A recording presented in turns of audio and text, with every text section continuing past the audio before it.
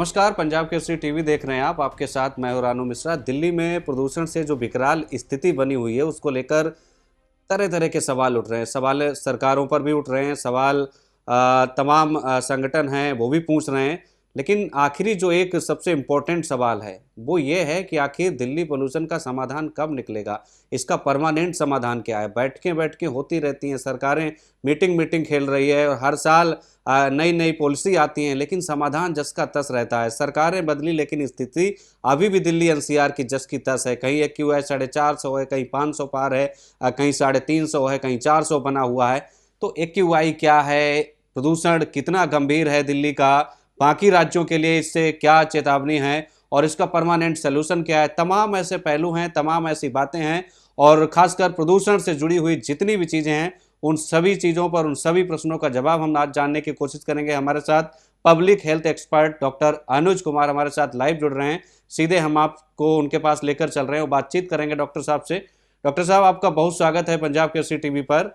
जी पहले तो बहुत-बहुत धन्यवाद मुझे यहाँ पे आमंत्रण देने के लिए और आपके जी सभी दर्शकों को मेरा नमस्कार। जी।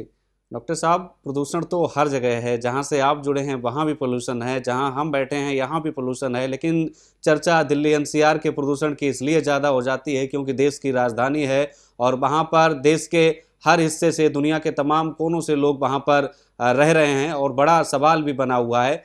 तो प्रदूषण जो दिल्ली एनसीआर का है, आप इसको कितना चुनौती मानते हैं, खासकर लोगों के लिए? जी देखिए जो दिल्ली है, दिल्ली तो विश्व के सर्वाधिक अगर पॉल्यूटेड सिटीज़ की बात करें तो उसमें से दिल्ली एक है।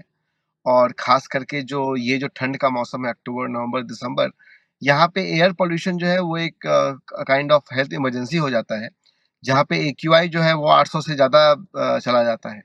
तो ये डेफ़िनेटली इसको अब ये एक तरह का इमरजेंसी है दिल्ली के लिए और इसके दोनों तरह के समाधान, चाहे वो शॉर्ट टर्म जो हमारे तरीके हैं वो और जो हमारे लॉन्ग टर्म सॉल्यूशंस हैं वो, जब तक कि हम लोग इस पर काम नहीं करेंगे तब तक ये ख़ास करके जो दिल्ली और उसके आस-पास वाले जगहों के लोग हैं, उनके लिए बहुत ही चिंताजनक और बहुत ही गंभीर स्थिति है। हुँ। ये इससे खतरा कितना है? क्योंकि चिंताएँ तो हम सभी व्यक्त कर रहे हैं, सरकारें भी व्यक्त कर रहे हैं, अपोज़िशन भी लगा हुआ है। कल राहुल गांधी ने भी तमाम महिलाओं से बातचीत की, प्रदूषण पर चर्चा की। हो सकता है संसद के अगले जो सत्र आने वाला है उसमें इस पर चर्चा भी हो। कितनी चुनौतियाँ हैं, कितनी गंभीर बीमारियाँ इनसे फैल सकती हैं? क्योंकि विशेषज्ञ तो कह रहे हैं कि भैया दिल्ली छोड़ दीजिए कुछ दिन हो सके तो। जी, बिल्कुल और ये कोई एक अंग को प्रभावित नहीं करता है और अगर हम सोच कई बार लोगों को लगता है कि इससे बस हमारे फेफड़े प्रभावित होते हैं, ऐसा नहीं है। वो तो एक एस्पेक्ट है ही, ज ख़ास करके वैसे मरीज़ जिन्हें सीओपीडी है या दमा की बीमारी है, ऐसे मरीज़ तो काफ़ी ज़्यादा प्रभावित होते ही हैं। पर उसके अलावा भी ख़ास करके आँखों के लिए और कई बार हृदय और स्ट्रोक का भी खतरा जो है इसमें बढ़ जाता है। ये भी एक हमें समझने वाली होगी कि एक मल्टीफैक्टोरियल है। ये सिर्फ आँख तक या फेफड़े तक सीमित नहीं होती है, शरीर के कई अंग प्रभावित होते हैं और हार्ट के लिए, ब्रेन स्ट्रोक के लिए, ख़ास करके जो छोटे बच्चे हैं, उनके लंग्स के ग्रोथ के लिए ये एक बहुत ही बड़ा जोखिम है। हाँ, बिल्कुल, ये बहुत बड़ा जोखिम है, लेकिन बच्चों को लेकर कई सारे सवाल उठते हैं कि बच्चों के लिए प्रदूषण कितना खतरनाक है और ख़ासकर जो बच्चों की माताएँ हैं, परिवार में बड़े चिंतित रहता है। हम लोग तो चलो सहन कर सकते हैं, लेकिन बच्चे जो अभी जन्मे हैं या फिर जो 4-5 साल के जिनका बचपन इस प्रदूषण में, धुंध भरे जीवन में बीत रहा है, आप इनके लिए कितनी बड़ी चुनौती है प्रदूषण? जी, ख़ास करके बिल्कुल सही कहा आपने, जो छोटे बच्चे हैं, जो ग्रोथ स्टेज में हैं, जिनका लंग्स जो है अभी ग्रोथ के स्टेज में है, उन लोगों के लिए सबसे बड़ा है क्योंकि ग्रोथ जो है काफ़ी ज़्यादा प्रभावित होती है।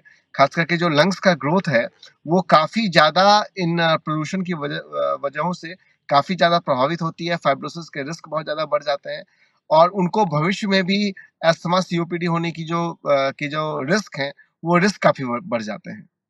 हुँ। नहीं, ये जो लोग जैसे लोग मान लो हम लोग तो आप वयस्क हैं, ठीक है, सहन कर सकते हैं। बुज़ुर्ग भी हैं, बच्चों की जैसे आपने बताया उनके लिए कितना खतरनाक है।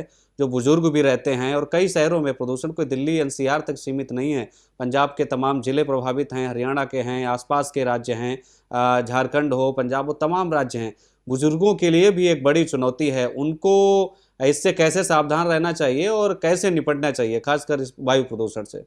देखिए एक जो आप तत्कालिक कर सकते हैं वो है कि जो आपके मास्क हैं, वो मास्क को हमेशा लेके हुँ, टास्क हैं, वो इसमें काफ़ी हुँ, ज़्यादा हेल्प करते हैं।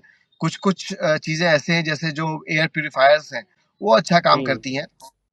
हेपा फ़िल्टर्स आते हैं, वो बहुत इम्पोर्टेंट है। हेपा फ़िल्टर से भी बहुत अच्छा जो है वो इसमें आप रोक सकते हैं।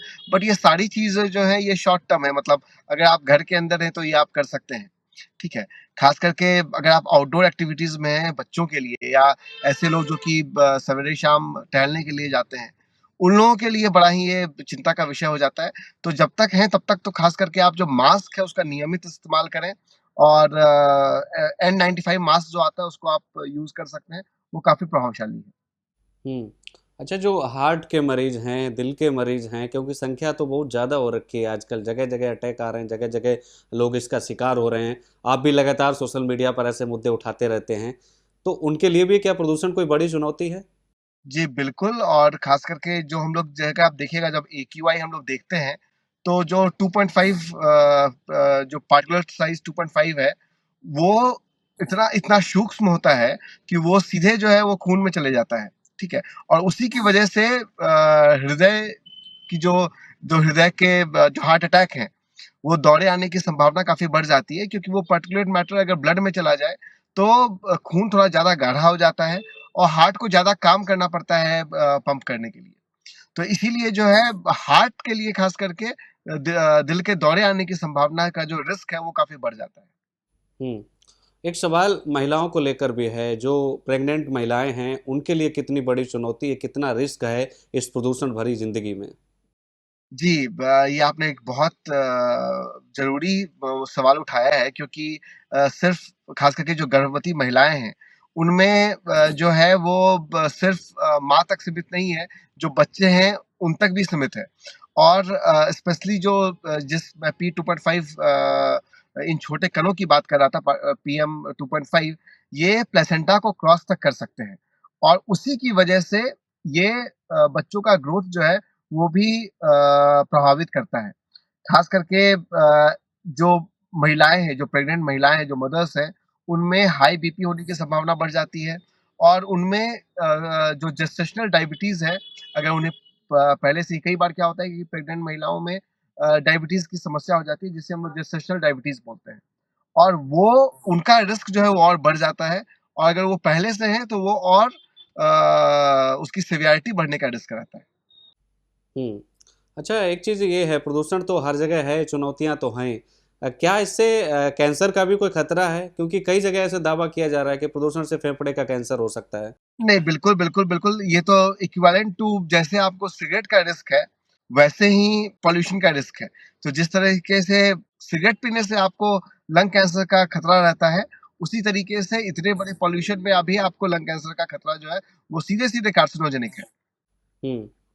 अच्छा डॉक्टर और ऊपर साहब, से तमाम चीज़ें जी, हैं। जी। हर जी, ख़ास साल करके वैसे प्रदूषण व्यक्ति जो फैलता है। कि पहले से ही स्मोकर हैं, उनमें तो हुँ, रिस्क और बढ़ जाता है। हुँ।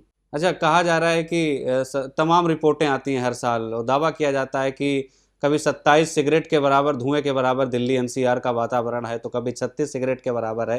क्या वाक़ई में ऐसा संभव है? जी, जी, जी, वो तो बिल्कुल वो तो क्योंकि देखिए आप तो सिगरेट में भी तो आप स्मोक को अंदर लेते हैं, राइट? हुँ, तो आप तो उसी तरीके से जो है पार्टिकुलेट मैटर को अंदर ले रहे हैं। जी।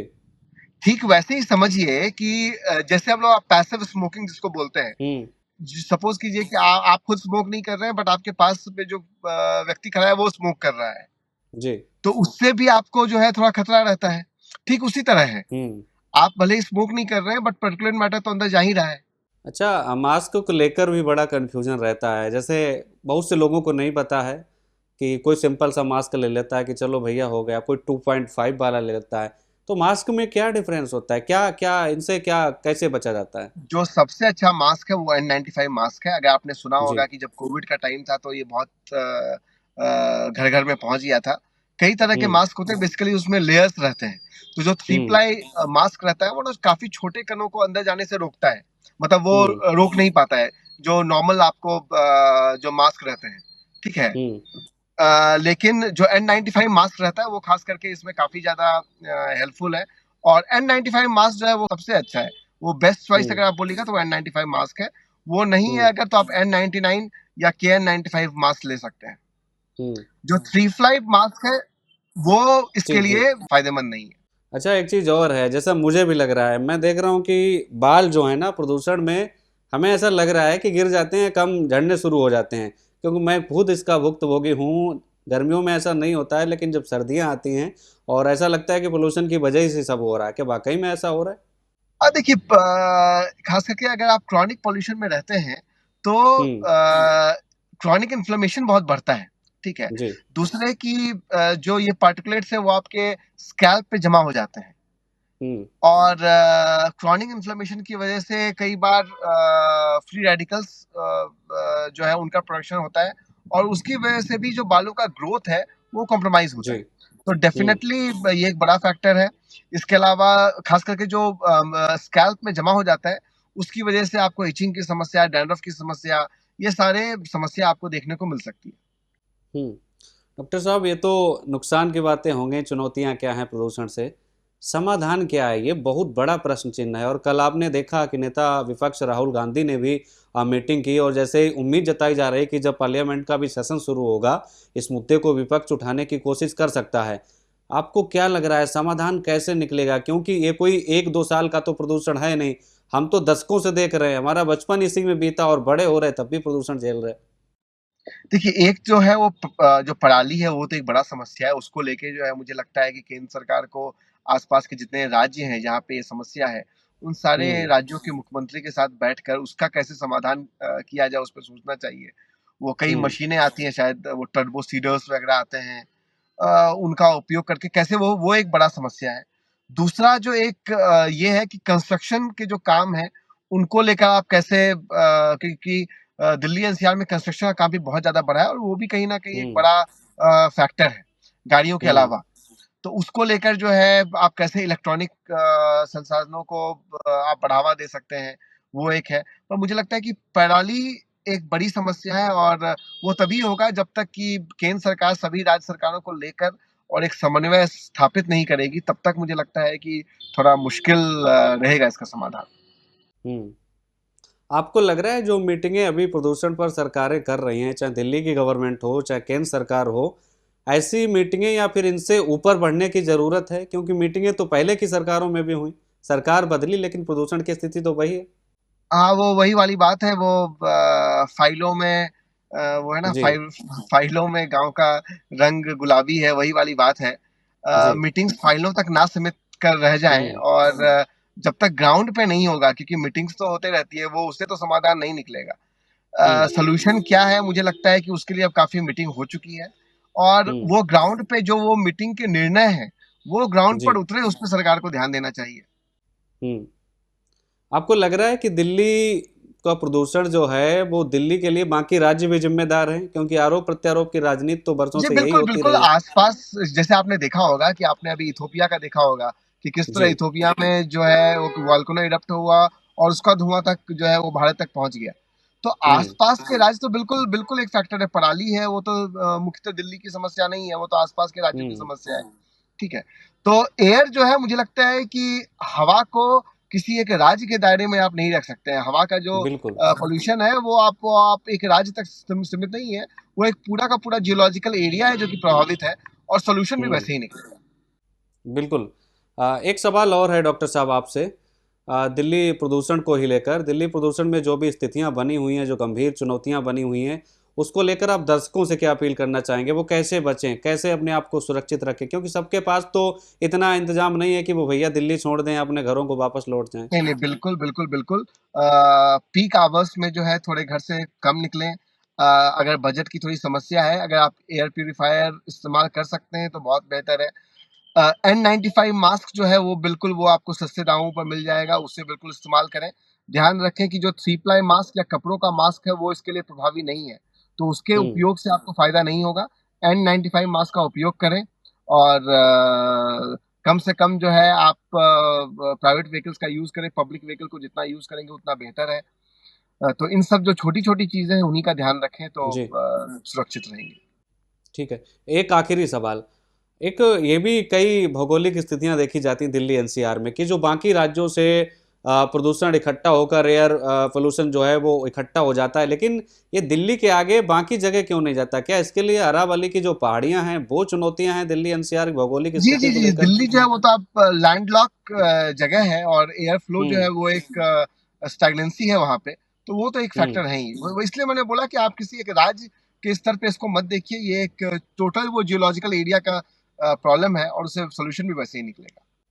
विपक्ष एक सवाल उठा रहा है, क्या वाकई में दिल्ली में हेल्थ इमरजेंसी की जरूरत है अभी, जिस तरीके का प्रदूषण का स्तर नहीं बढ़ा नहीं, हुआ है? बिल्कुल बिल्कुल, ये AQI लेवल 800 से ज्यादा वो एक हेल्थ इमरजेंसी ही है, और सरकार हम्म। को इसे एक हेल्थ इमरजेंसी की तरह ही सरकार को इसे देखना चाहिए। ठीक है, बहुत धन्यवाद हमारे साथ बातचीत करने के लिए, चर्चा में जुड़ने के जी लिए, डॉक्टर अनुज कुमार, जो कि पब्लिक हेल्थ एक्सपर्ट थे, जिन्होंने बताया कि कैसे प्रदूषण से बचें और प्रदूषण कितना खतरनाक है। उन्होंने इस मुद्दे पर भी बात की कि जो दिल्ली की सरकार है, केंद्र की सरकार है या बाकी राज्यों की सरकार है, जब तक इस पर समन्वय स्थापित नहीं होगा तब तक प्रदूषण का समाधान नहीं निकल सकता, क्योंकि प्रदूषण किसी एक राज्य की देन नहीं है, ना तो प्रदूषण की कोई सीमा है, ना ही कोई बॉर्डर है। वो कहीं से भी आ सकता है, कहीं पर भी इकट्ठा हो सकता है, तो उसको लेकर सरकारों को आपस में समन्वय बनाकर इसका समाधान निकालना होगा। फिलहाल के लिए इतना ही। आप देखते रहिए पंजाब केसरी टीवी। नमस्कार। हमसे जुड़े रहने के लिए हमारे YouTube चैनल को सब्सक्राइब करें और नई वीडियो की नोटिफिकेशन के लिए बेल आइकॉन को दबाएं।